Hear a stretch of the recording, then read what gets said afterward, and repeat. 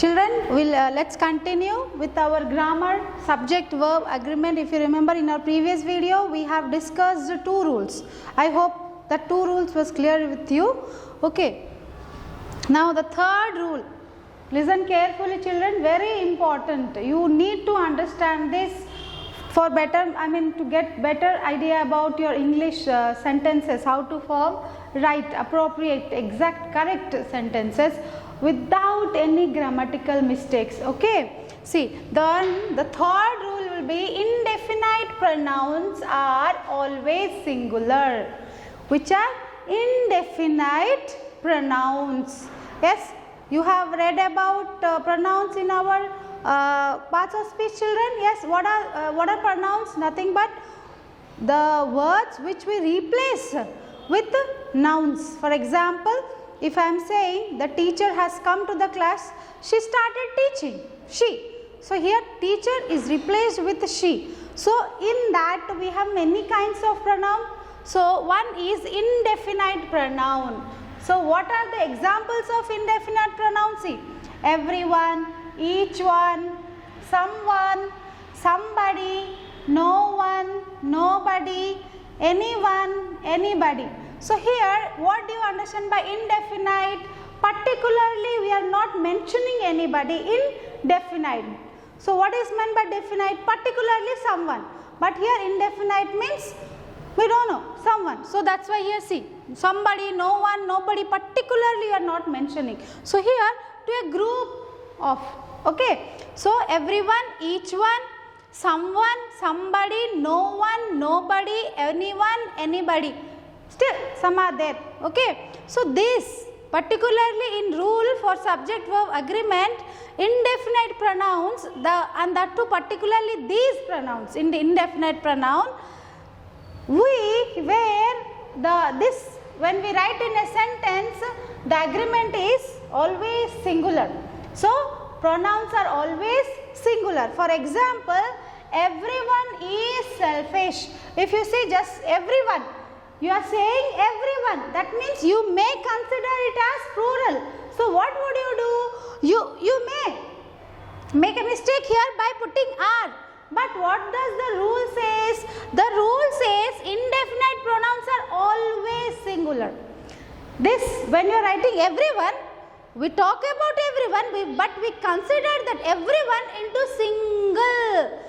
singular person. So here, instead of are, what we must use, children, is. Why? Because everyone is considered as singular subject.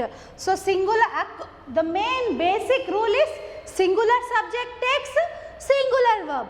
But here everyone is considered as a singular. So we are using the verb, here the verb, yes, singular. See, singular subject, singular verb. Yes. Does it agree? The agreement is right, children, understood? So the third rule, it should be by hearted. Now it should be understood, not that you are going to by heart. It should be understood and kept in your brain that indefinite pronouns. Okay, for example, see, I gave so many indefinite pronouns. So this will be considered as singular in a sentence. So the agreement also of the verb will be singular. Okay. So indefinite pronouns are always singular in a sentence. Example, I have here, see, no one is with me. Normally you will say no one is friend with me. So no one are not, no one is. Okay. So there are many, like today somebody is coming to my home. I don't know who is he, but somebody is coming. Somebody is. Have you got it? How it is? So like that. So the rule number third, indefinite pronouns are always singular. Okay, children? Understood? Yes? See, everyone, each one, someone, somebody, no one, examples I have given for indefinite. So you remember, because long back you might have forgotten. Okay? So how it goes? Okay, anybody, you can say like, see, anybody is not there with me in my bad times. Anybody is not there, not are not there. Okay? Understood, children? How the agreement goes? But there is an exceptional rule in this also. So this, whatever we said, definite pronouns are always singular. So these are also definite pronouns. See, few, many, several, both, all, some. Remember children? Few, many, several, both, all, some. This rule is not applicable to these pronouns.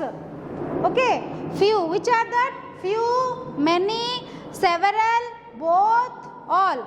Few, many, several, both, all, some. Few, many, several, both, all, some. So this rule, indefinite pronouns are always singular, is not applicable to these pronouns. What are those pronouns? Few, many, several, both, all, some. So like normally you say, you both are coming to my birthday party, no? You say no, you both are coming. So what do you do there? You put are. Okay, then for example, some of you all have to come. Some of you have to come to my housewarming party. Some of you have. So you are not using has here. So for some you are using have. Okay, in that way it goes. So these are the exceptional indefinite pronouns where we do not use singular, singular verb. Okay children, understand? I hope the third rule is very clear with you. So like indefinite pronouns are always singular, and that too exceptional rules are for few, many, several, both, all, some. This will not take. Okay. Next, fourth rule. When a part of something is mentioned with the plural meaning, the plural verb is used. A part of something is mentioned, like means percentage. In like in 1/3 of percentage or 1/4 of percentage from whole you take. So when it is mentioned in plural, what happens? The verb also will be in plural. For example, you see, 40 of every 100 children are malnourished. See, 40 of every 100 children are. So here, see, when a part of something is mentioned with plural, so what is part of? See here, 40. We want the 40 is mentioned with 100 children. So this becomes your subject. Which subject? Plural subject. Children, plural of child, yes. So it is mentioned, then the verb must be also in plural. Understand how children it goes? So here 40 of every 100 children are malnourished. So this here, when we goes with the rule, see, when we go, we understand that here this subject, part of something is mentioned with the plural. 40 of every 100 children. From that 100 we are talking about 40. So part of is mentioned with plural. Then what we have to use?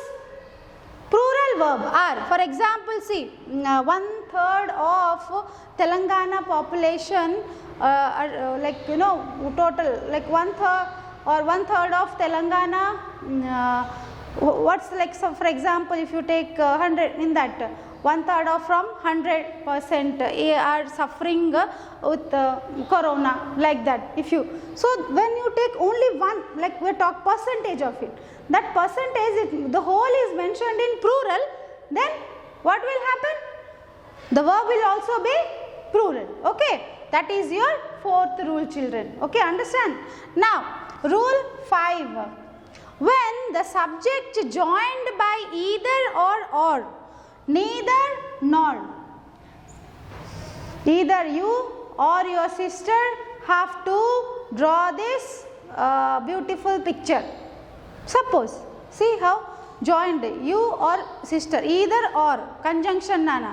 Okay, so you are using here the conjunction either or, subordinate conjunction either or, neither nor. Okay, when these conjunctions are used in in sentences. So the subject is joined. Joined is nothing but, you understand what we use conjunction. So these conjunctions, either or, neither nor, these are two subordinate conjunctions, children.